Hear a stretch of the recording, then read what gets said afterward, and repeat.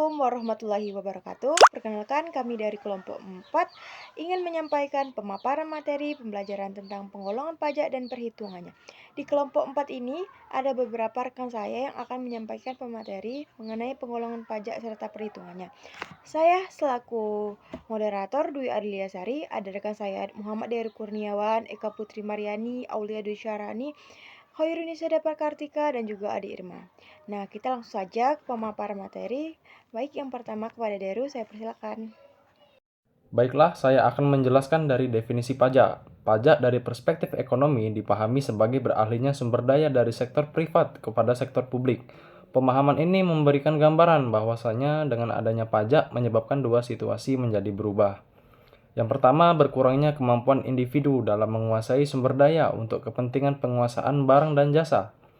Kedua, bertambahnya kemampuan keuangan negara dalam penyediaan barang dan jasa publik yang merupakan bagian kebutuhan dari masyarakat.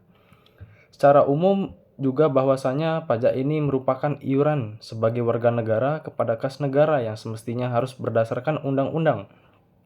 Pajak yang dipungut penguasa berdasarkan norma-norma hukum untuk menutup biaya produksi barang-barang dan jasa kolektif untuk mencapai kesejahteraan umum.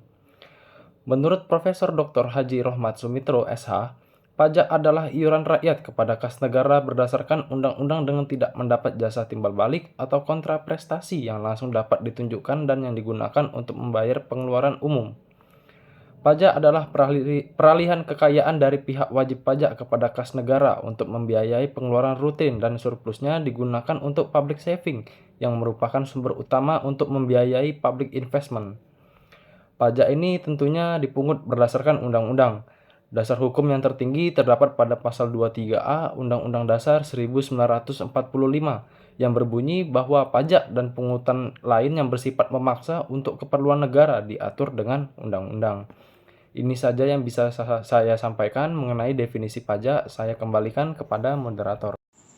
Baiklah, di sini saya akan menjelaskan jenis-jenis pajak. Yang pertama itu pajak pusat, yang dimana pajak pusat ini dikelola oleh pemerintah pusat melalui Direktorat Jenderal Pajak atau biasa disebut dengan DJP.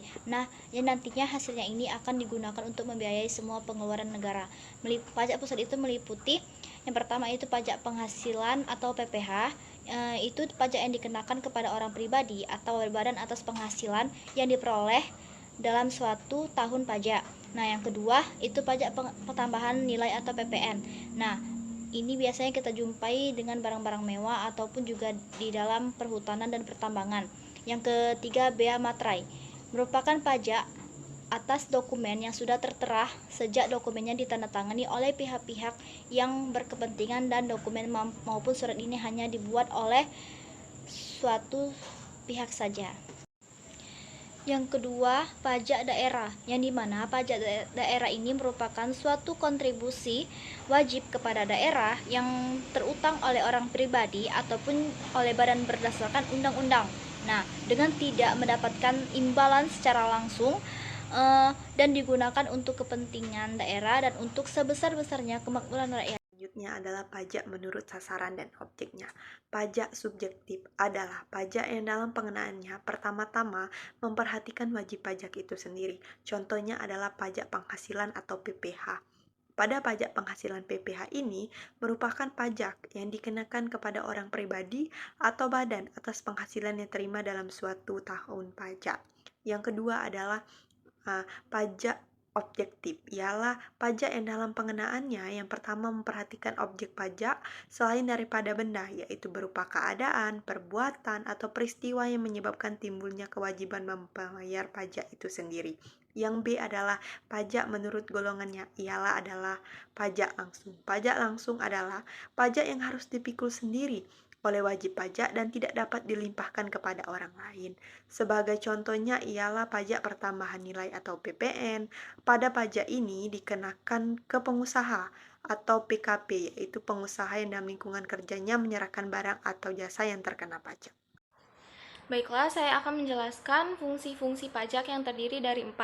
Yang pertama ada fungsi penerimaan atau anggaran. Pajak berfungsi sebagai sumber dana yang diperuntukkan bagi pembiayaan pengeluaran pemerintah. Yang kedua, ada fungsi mengatur. Pajak berfungsi sebagai alat untuk mengatur atau melaksanakan kebijakan di bidang sosial dan ekonomi. Yang ketiga, ada fungsi retribusi pendapatan, yaitu penerimaan negara dari pajak digunakan untuk membiayai pengeluaran umum dan pembangunan nasional, sehingga dapat membuka kesempatan kerja dengan tujuan untuk meningkatkan pendapatan masyarakat. Yang keempat, ada fungsi demokratis atau stabilitas. Pajak dalam fungsi demokrasi merupakan wujud sistem gotong royong. Sekian dari saya, terima kasih. Baik, di sini saya akan menjelaskan materi penghitungan pajak di Indonesia. Penghitungan pajak di Indonesia dibagi menjadi 5. Yang pertama ada pajak penghasilan pasal 21. Pajak penghasilan pasal 21 menurut Rahman merupakan pajak penghasilan yang dikenakan atas penghasilan berupa gaji, upah, honorium, tunjangan, dan pembayaran lain dengan nama apapun sehubungan dengan pekerjaan, jasa, atau kegiatan yang dilakukan oleh wajib pajak orang pribadi dalam negeri. Yang kedua ada pemotong pajak penghasilan pasal 21. Pemotong pajak PPh pasal 21 menurut Mardiasmo adalah sebagai berikut. Pemberi kerja yang terdiri dari orang pribadi atau badan, baik merupakan pusat atau cabang, perwakilan atau unit yang membayar gaji, upah, honorium, tunjangan, dan pembayaran lain dengan nama dan dalam bentuk apapun sebagai imbalan sehubungan dengan pekerjaan atau jasa yang dilakukan oleh pegawai atau bukan pegawai.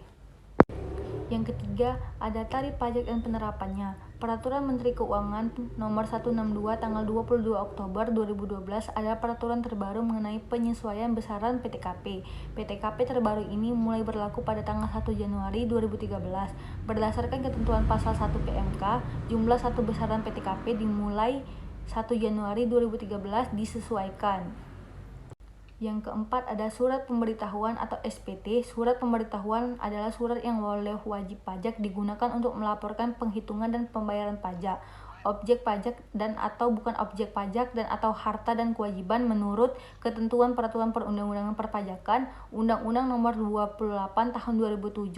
Fungsi surat pemberitahuan bagi wajib pajak penghasilan adalah sebagai sarana untuk melaporkan dan mempertanggungjawabkan perhitungan jumlah pajak yang sebenarnya terutang dan untuk melaporkan terutang.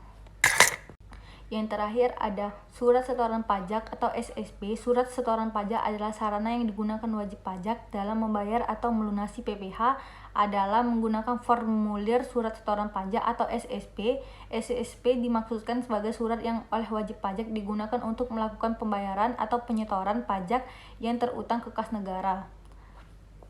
Demikianlah penjelasan materi penghitungan pajak di Indonesia dari saya. Saya akhiri. Wassalamualaikum warahmatullahi wabarakatuh. Perlu diingatkan, membayar pajak bukan hanya kewajiban, tetapi membayar pajak merupakan hak dari setiap warga negara untuk ikut berpartisipasi dalam bentuk peran serta terhadap pembiayaan negara dan pembangunan nasional. Semoga video pembelajaran dari kami dapat bermanfaat untuk kita semua. Saya akhiri. Wassalamualaikum warahmatullahi wabarakatuh.